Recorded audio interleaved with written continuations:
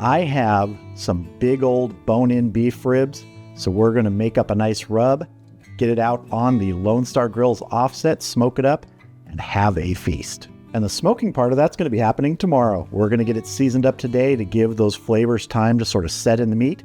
So let's get going on that rub. First up, in my little deli container here, I'm going to add 1/3 of a cup of some coarsely ground black pepper, 1/4 cup of kosher salt, a tablespoon of smoked paprika, and a tablespoon of granulated garlic. This is a very, very basic rub. I'm going to pop my lid on here, give it a quick shake to really mix it up.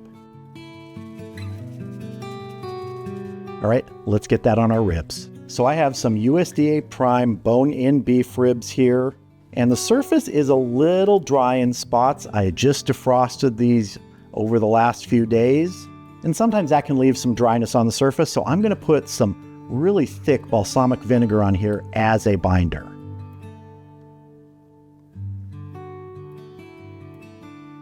We're not going to worry about seasoning the bone side. We're just going to get the top and the sides.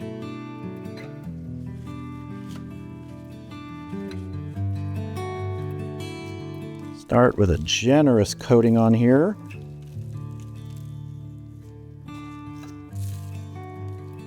I'm often asked where I get ribs like this, and these are from Costco.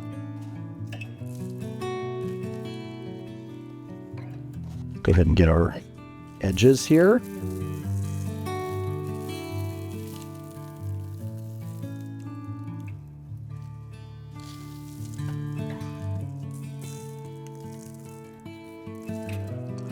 Have a final little dusting on top here. And now these are going to go in the refrigerator overnight, uncovered, just like this. I often get asked if I cover them or wrap them. Almost never. There have been times when I've wanted to really hold any moisture in, but this is going to be good. So these are going in the refrigerator, and tomorrow I will see you out at the Lone Star Grillz offset.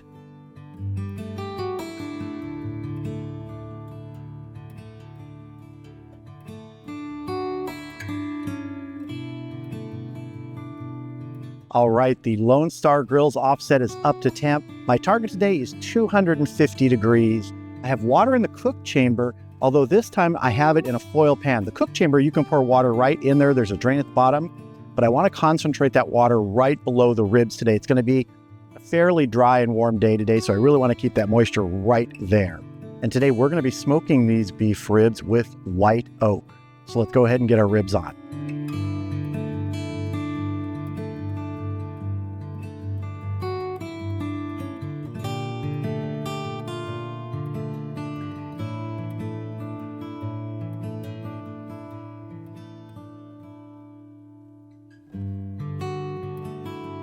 All right, we're going to get this closed up, and we're going to come back in an hour and check these. Almost certainly we're going to be spritzing them.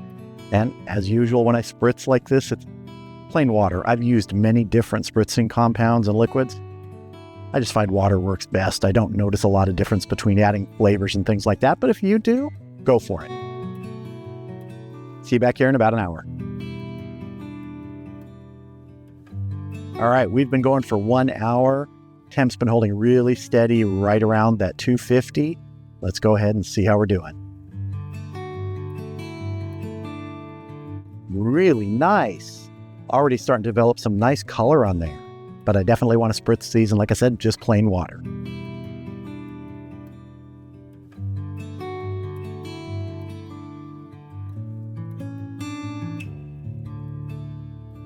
All right, I'm going to close the lid. We're going to keep smoking, and we'll come back in another hour and see how they're doing.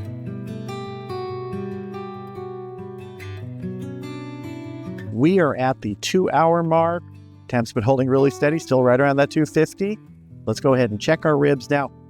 My plan to wrap these is when the color is right where I want it. Could be right now, but I'm guessing it's going to be closer to 3 hours, because really that color and the texture is something that I look for before wrapping.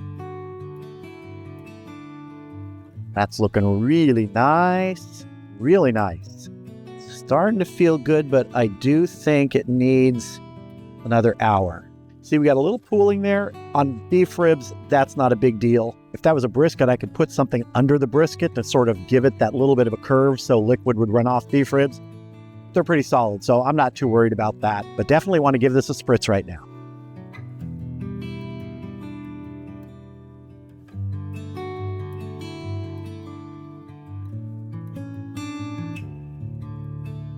All right, we're going to get this closed up. I'm going to let this go for another hour, and I'm pretty sure at the 3-hour mark, we're going to wrap these.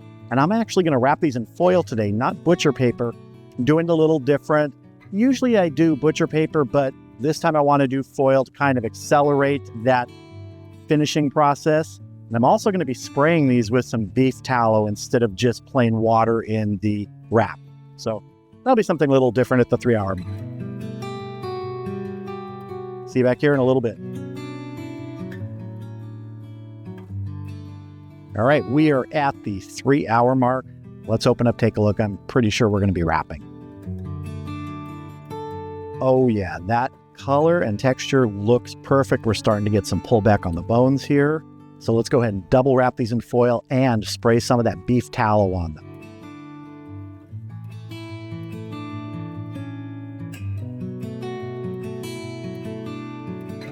This is just what I'm spraying. It's some Wagyu beef tallow.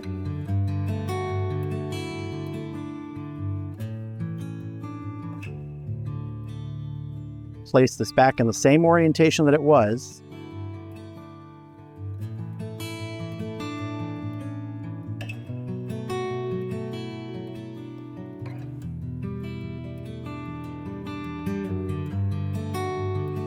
Now at this point, if you wanted to, you could just put these in the oven inside at 250, but I like sitting outside by the grill. It's a nice day. It's a little warm, but still really nice.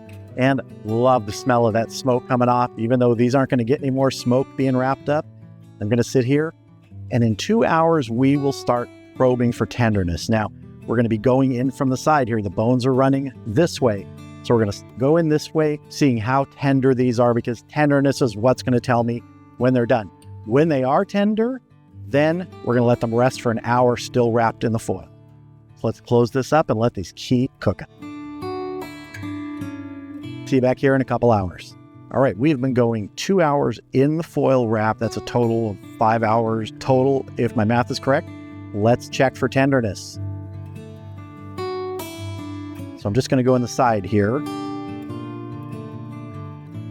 That is feeling very tender. Let's go in over here. Again, very tender. See, we're at 201 on these ribs. So that's good, and they're feeling really tender. So these are going inside right now, and they're going to rest for an hour. I'll probably put them on a tray with just a loose piece of foil over them. Just kind of let them hang out. And then in an hour, we will have some ribs to taste. Well, here we are. After an hour's rest, here are our beef ribs. Now, they can't always cooperate and give you the bones at the exact placement. This one's retracted in here.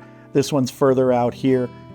Every once in a while, I get a perfect rack where all the bones look perfect, but the meat's the same. It's going to taste terrific. So let's cut in.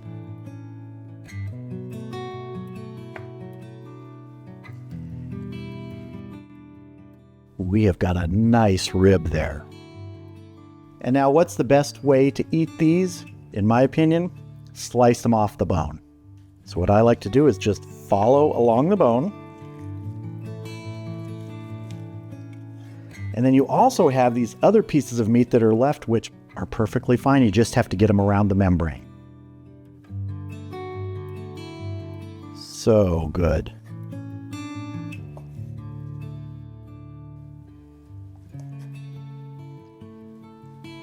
Just look at that. That is so tasty looking. Cut some for a taste. No time like the present. Cheers. Perfect amount of smoke on that. Great flavor from that simple rub. Tender and juicy. I can't ask for anything more from this. Now, whether spraying with that beef tallow did anything, it's hard to tell. I do know that when I've done this before and I've sprayed it with water, I do feel like there's a little bit more flavor here. Now, maybe that's just because you're putting beef fat on the outside. Nothing wrong with that. Tastes good with water also, but really, I think this came out terrific.